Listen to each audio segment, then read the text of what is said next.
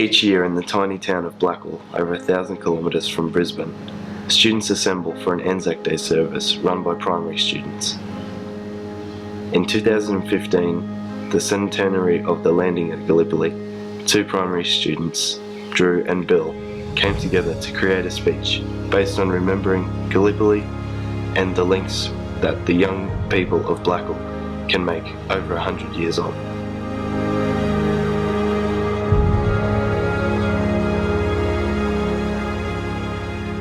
Bill and I have given up some of our school holidays because we are really happy to remember the men and women who served in World War I.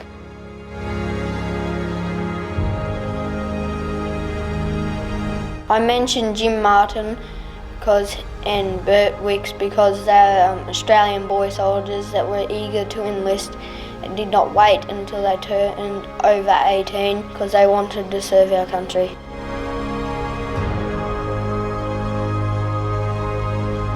They need to know the names because then they know that they're real people. They're not just made up.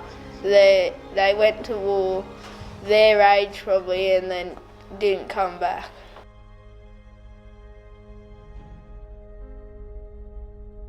In 50 years' time, I think I'll still be remembering and honouring the Anzacs. Even though I'll be 60 years old and a bit grey, I'll still keep on remembering. In 50 years' time, on the 150th anniversary and all Anzac days in between, I'll go to every single one because these men do not deserve to be forgotten.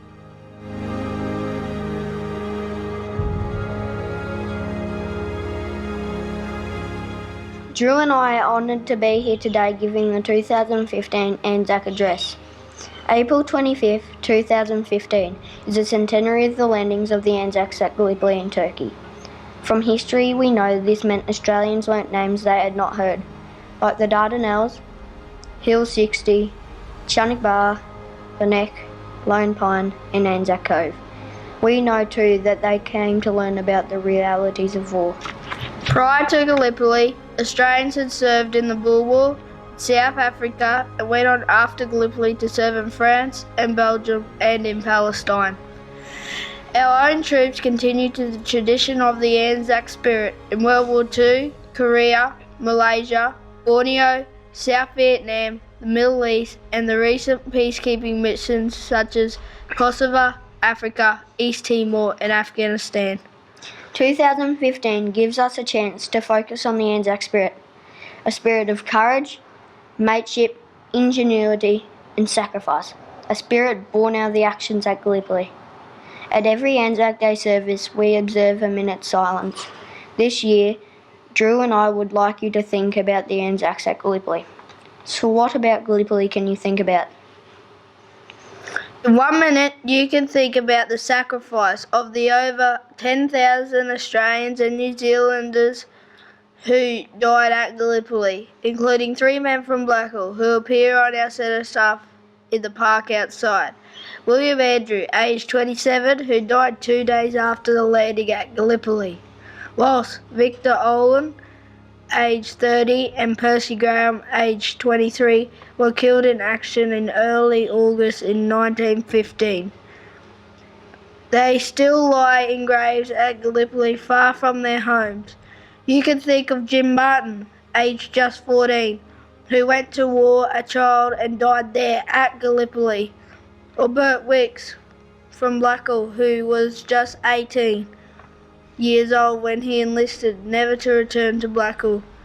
You can remember the charge at the Neck, where over 200 Australian light horse soldiers were killed in action in one morning. In 1 minute, you can think about the courage of the nurses who went to serve on the hospital ships and on Lemnos Island to care for the sick and injured.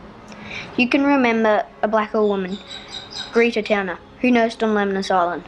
Greta was a sister to Edgar Towner, Victoria Cross and Military Cross, and Greta went on to serve as a nurse on the Western Front.